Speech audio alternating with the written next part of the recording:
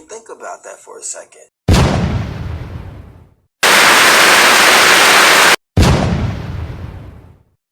So when I seen Spelman College being represented in the very highly black syndicated shows, A Different World and Breaking Off from The Cosby Show, it was all about monopolizing, getting people to buy their merch, their products, having higher rates of black Americans to enlist in these so-called HBCU schools. But the reality was it was still and still is a guaranteed way of separating people of education. And I think that this is very well known, and we've been sweeping it up under the rug too. So in 1881, in the basement of Friendship Baptist Church in Atlanta, two teachers, which was Harriet and Sophia, which was predominantly black, they had proceeded to look into buying extra land to help build this institution or seminary for black people. So the generosity donations from black communities, volunteer teachers, black American churches, they had raised enough money to at least acquire the building, but not enough to buy all of the land. And that's Spelman stole this whole idea from them, period. The school was originally supposed to be for free women or slaves that were either freed or escaped, for them to have a learning opportunity, but it still was a separation. Spelman did not even allow black students. They denied access to graduate studies at predominantly white Southern research universities, and Atlanta University allowed the undergraduate students at Morehouse and Spelman to access graduate courses.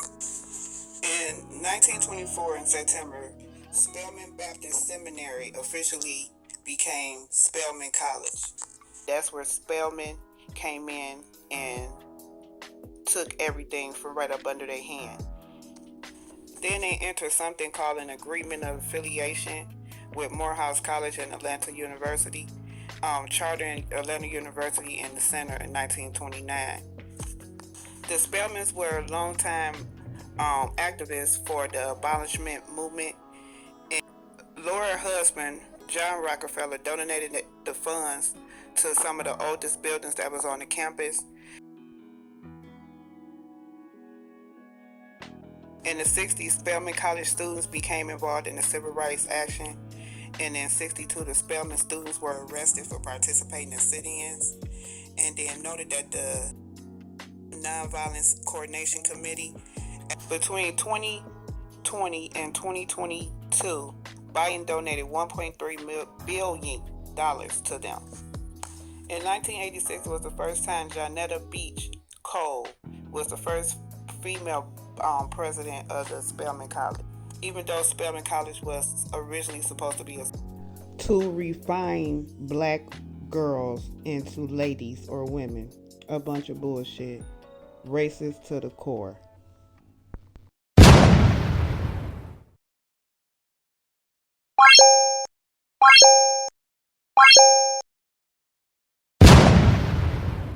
Our Coonies was the radical Republicans, which they won control of Congress in 1866, and they imposed a reconstruction of freemen, which was the people, the men that was from the army, and give them a vote, and help the rural join the Republican conditions in southern states. A guy by the name of Oliver Howard, he was a United States Army officer and a Union general in the Civil War.